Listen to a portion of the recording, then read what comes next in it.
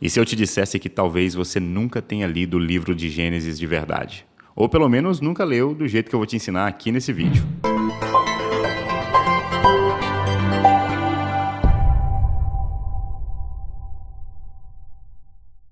Olá, eu sou o Fernando Martins. Se você ainda não me conhece, muito prazer. Você está no meu canal e aqui nós falamos de Bíblia, teologia e de tudo que envolve a Palavra de Deus. Se você também gosta desse tipo de assunto, se inscreva, porque assim você fica por dentro de todos os nossos conteúdos. Então vamos lá. Que o Gênesis é o primeiro livro da Bíblia, disso você já está cansado de saber. Agora, o que talvez você não saiba é que pelo fato dele ser o primeiro livro, ele também se torna uma espécie de pedra fundamental para tudo aquilo que Deus vai construir depois na sua revelação. Todas as doutrinas bíblicas mais importantes que vão sendo desenvolvidas do Antigo até o Novo Testamento, todas elas já aparecem no Gênesis ali de forma embrionária. Para você entender melhor esse conceito, vamos fazer a seguinte analogia. Imagine que os assuntos, os temas mais importantes da Bíblia são árvores. Então a gente tem pecado, oração, adoração a Deus, justificação pela fé.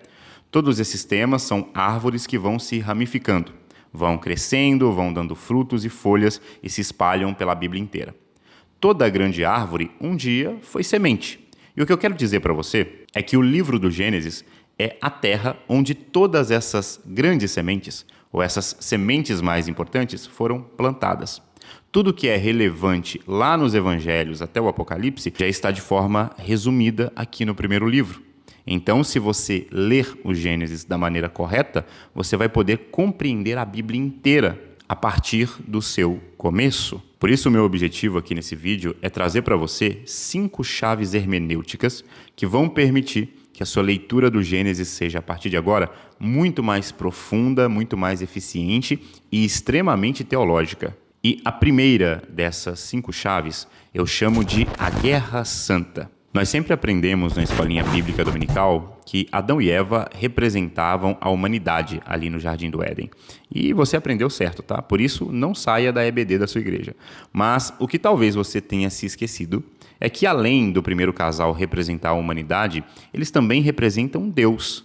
Não é isso que está escrito lá no verso 27?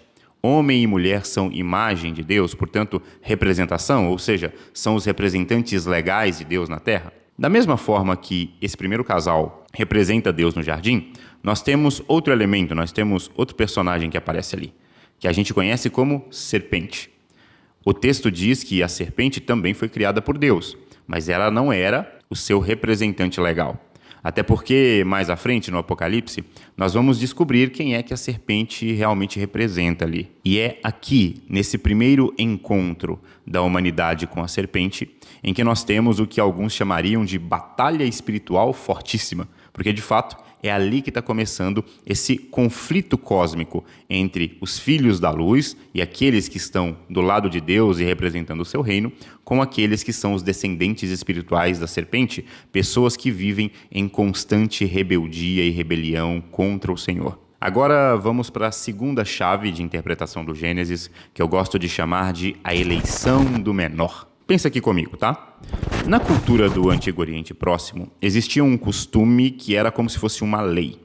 Basicamente, esse costume dizia que o filho mais velho, ou primogênito, deveria herdar a maior parte de tudo que o pai construiu durante a vida. Isso fazia com que o filho mais velho de uma casa fosse uma espécie de subchefe da família. Normalmente ele era o favorito do pai, era visto como o mais importante, o melhor e o mais forte, e era favorecido em praticamente tudo dentro dessa configuração familiar. Gênesis mostra que Deus não segue esse costume e, aliás, ele vai pelo caminho contrário. Vamos pensar em algumas histórias aqui. Na história de Caim e Abel, por exemplo, quem é que tem a sua oferta aprovada por Deus? É o filho mais velho ou é o mais jovem? Na história de Abraão, entre Ismael e Isaque, quem é o maior e quem é o filho da promessa? E é claro, nós não poderíamos deixar de fora o clássico exemplo de Esaú e Jacó. Quem é que foi o alvo da bênção divina ao longo da vida?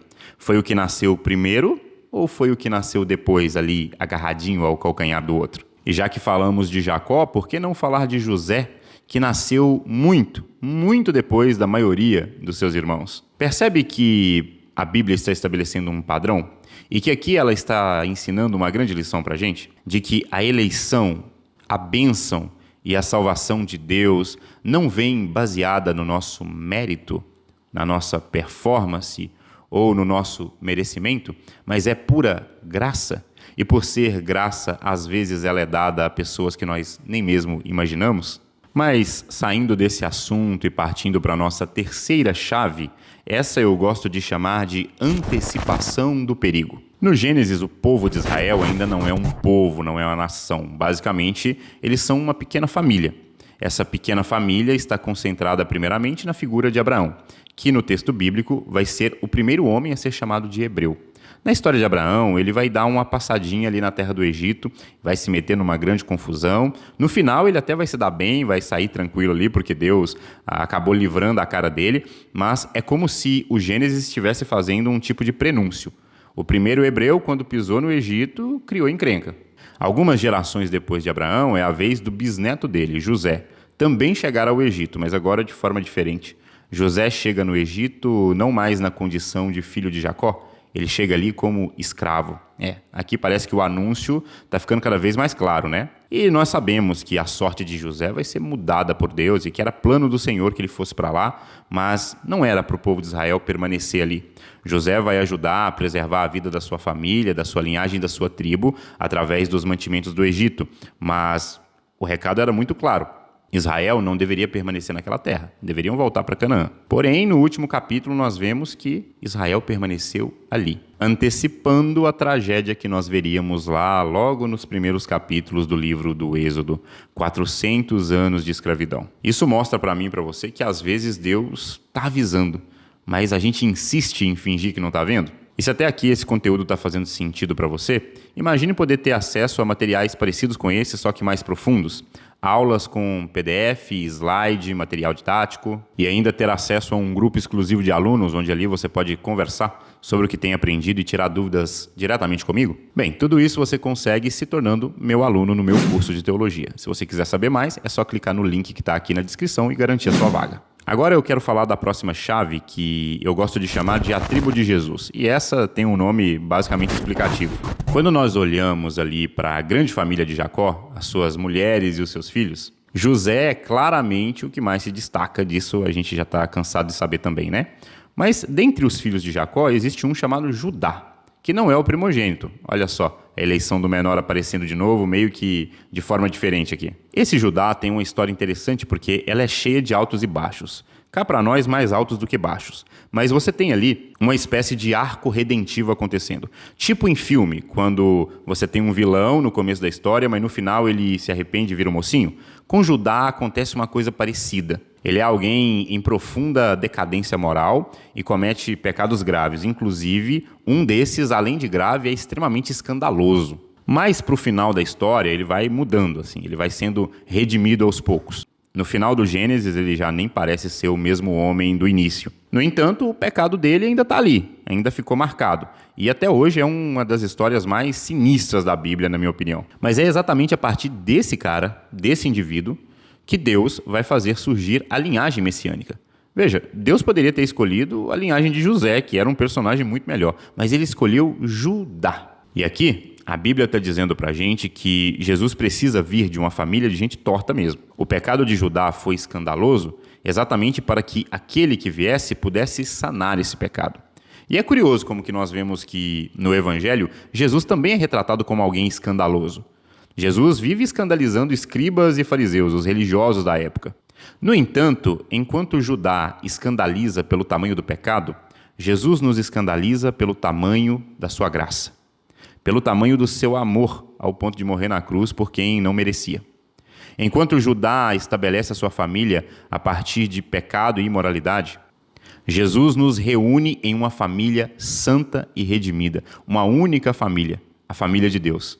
A linhagem messiânica, portanto, é muito bem estabelecida nas páginas do Gênesis a partir de um homem que não é exemplar em nada, mas que, com isso, acaba sendo um grande exemplo de alguém que precisa ser redimido pelo seu descendente. E esse descendente claramente é Jesus, que não só aparece ali na linhagem de Judá, mas muito antes disso, em Gênesis 3,15, aparece como o descendente da mulher que pisaria a cabeça da serpente, sendo, portanto, o grande vencedor da Guerra Santa, que nós falamos no início do vídeo. Por fim, a última chave, para você ler o Gênesis melhor, é com certeza a melhor de todas, né? Eu gosto de deixar o melhor para o final. E essa chave aqui eu chamo de não tire os olhos do protagonista. Só nesse vídeo você já conheceu vários personagens que são muito importantes na história do Gênesis. Nós já falamos de Adão e Eva, falamos de Abraão, de Jacó, de José. A gente até esqueceu de falar de Noé, mas a gente sabe que ele é importante também.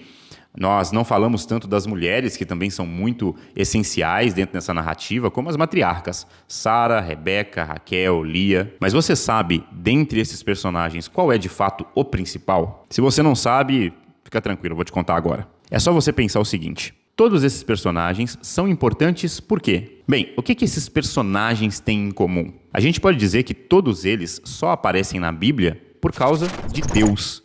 Deus é o personagem que une todos esses outros personagens. E com isso nós percebemos que cada história do Gênesis não é uma história isolada, mas se conecta formando um quadro e uma história maior. Uma história que no fim não é sobre o pecado de Adão, sobre a arca de Noé ou sobre até mesmo a promessa de Abraão. Você percebe que no fim é sobre Deus?